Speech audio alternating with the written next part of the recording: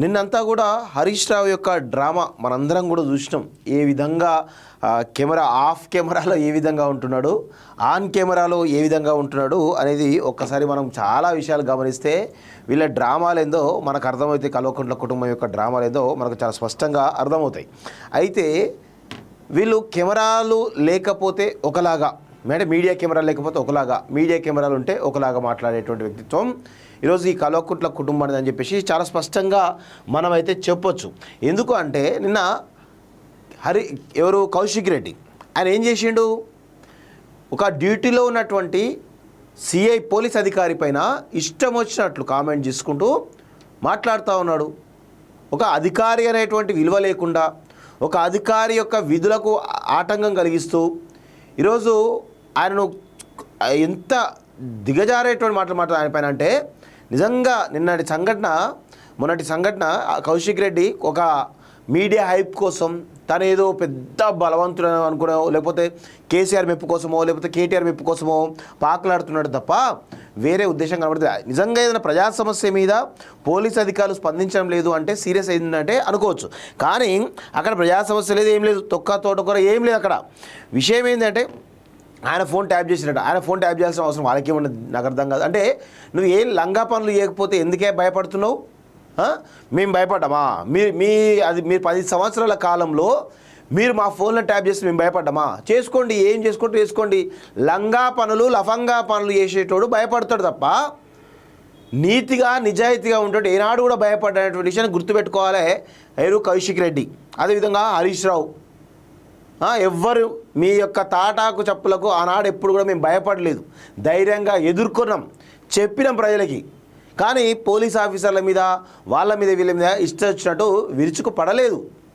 ఈరోజు హరీష్ రావు అనే వ్యక్తి, కౌశిక్ రెడ్డి అనే వ్యక్తి ఇష్టం వచ్చినట్టు తన స్థాయిని మరిచి ఒక పోలీస్ అధికారి పైన ఇష్టం వచ్చినట్టు మాట్లాడుతూ ఉంటే పోలీస్ అధికారులు కేసు పెట్టకపోతే ఏం చేస్తారు? ఒక డ్యూటీలో ఉన్నటువంటి పోలీస్ అధికారి యొక్క విధులను ఆటంకం కలిగిస్తే ఖచ్చితంగా నాన్ బెయిలబుల్ కింద సెక్షన్స్ కింద ఈరోజు అరెస్ట్ చేయాల్సిన అవసరం ఉంటుంది. అయితే మొన్న కేసును పెట్టడం జరిగింది. నిన్న అరెస్ట్ చేస్తున్నట్టు క్రమంలో ఇక కేటీఆర్ ఇక్కడ లేడు, ఏం చేయాలి? ఇక హరీష్ రావు ఇక డ్రామాను షురూ చేసిండు. ఇక ఈ రోజుకి నాదే, every dog has they one day అంటారు కదా, అట్లా ప్రతి కుక్కకో రోజు వస్తున్నట్టు నిన్న హరీష్ రావుకి వచ్చింది నిన్నటి రోజు.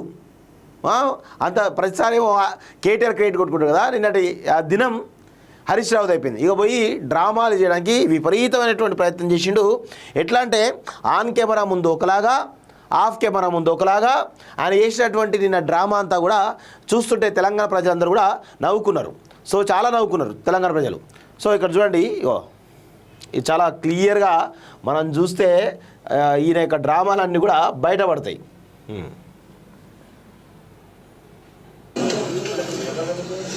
ఇక్కడ ఏం కాదు, ఇక్కడికి వచ్చే వరకు కూడా నవ్వుకుంటూ వస్తూ ఉంటాడు.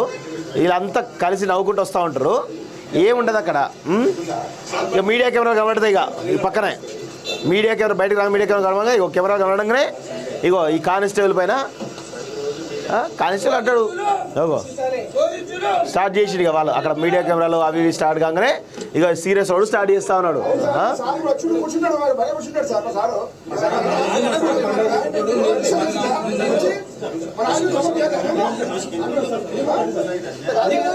జూమ్ చేసుకో.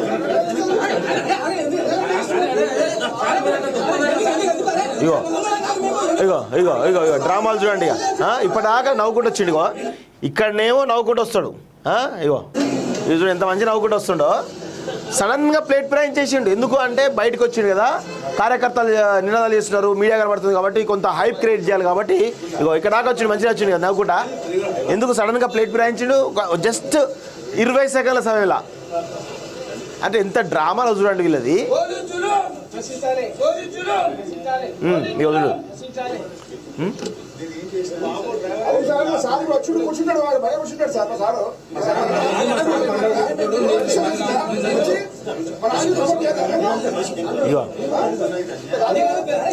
నవ్వుతాడు, ఇంకా నవ్వుతానే ఉన్నాడు. చూడండి కార్యకర్తలు అలజడి చేస్తా ఉంటే వాళ్ళ కోసం ఇక ఇదంతా. ఇగో ఇగో ఇగో ఇగో ఇగో ఇగో ఇగో ఇగో చూడండి హరీష్ రావు.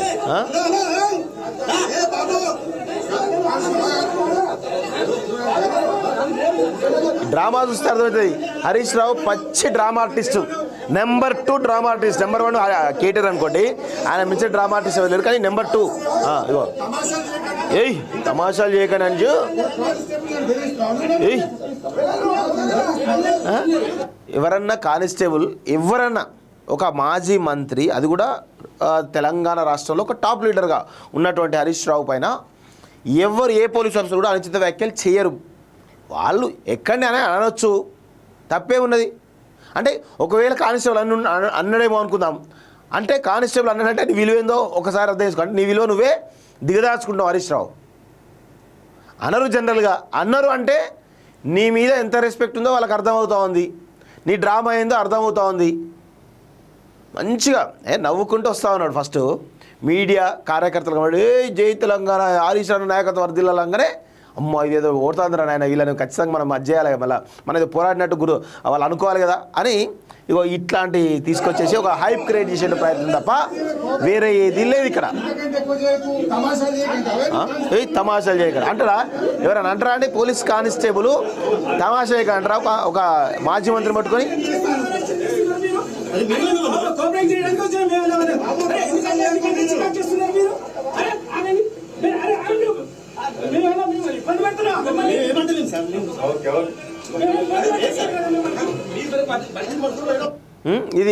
ఇది హరీష్ రావు యొక్క డ్రామా. ఇంకోవైపు ఈ బిల్లా ఒకరైపోయారు, రంగా ఒకరైపోయారు కదా.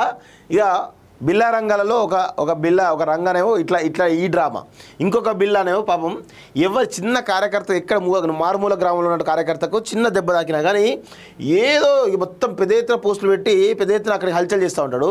పాపం నిన్న ఎవరు హరీష్ రావు అరెస్ట్ అయితే కనీసం చిన్నగా ఏదో అని అన్నట్టు ట్విట్టర్లో పోస్ట్ చేసేసి తప్ప వేరే ఏది చేసినటువంటి అది లేదు.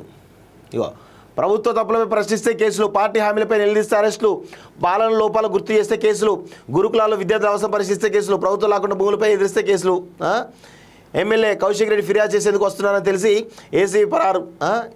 ఏడా నిన్న హరీష్ రావు పైన ఇంత పెద్ద ఎత్తున అరెస్ట్ చేస్తే ఎందుకు స్పందించలేదు కేటీఆర్? మీ మధ్యలో ఏం జరుగుతూ ఉంది చూడండి. ఇవన్నీ నేను చూపిస్తాను కదా, ఇక్కడ ఎక్కడన్నా ఒక పోస్టర్ ఉందా హరీష్ రావు అరెస్ట్ అయ్యాడు అని చెప్పేసి? అసలు కేరళలో అనుకుందాం, కేరళలో కలిసి ట్విట్టర్ వేదిక, ఎందుకంటే ఆయన ట్విట్టర్ టిల్లు కదా ఆయన.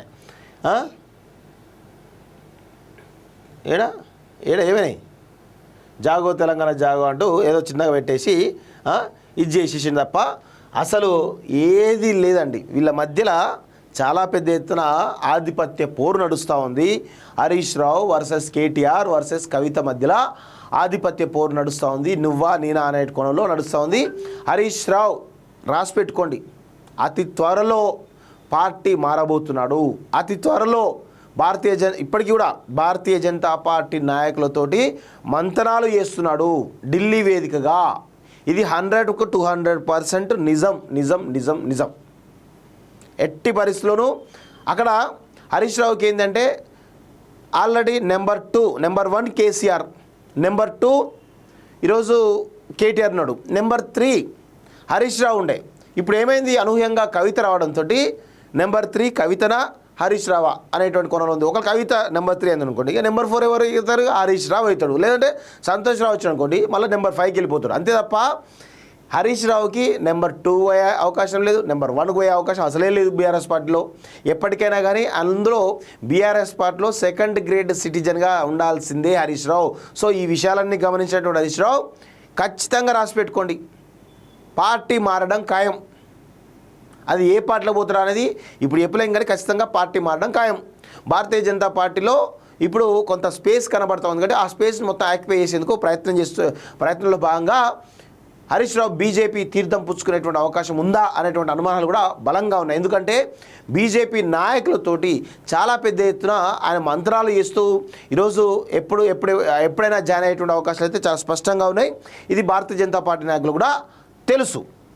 ఇది జరుగుతున్నటువంటి సినిమా. సో బిల్లా రంగాల డ్రామాలు చాలా స్పష్టంగా కనబడుతున్నాయి. వాళ్ళిద్దరి మధ్యలో ఆధిపత్య పోరు చాలా స్పష్టంగా కనబడతా ఉంది తప్ప వేరే ఏది లేదు. ఈరోజు వచ్చి ప్రెస్ మీట్ పెట్టి ఏదేదో అరుస్తూ ఉంటారు చూడండి కేటీఆర్, ఖచ్చితంగా చేస్తాడు ఆయన. సో ఇది వీళ్ళ యొక్క డ్రామాలు మిత్రులారా.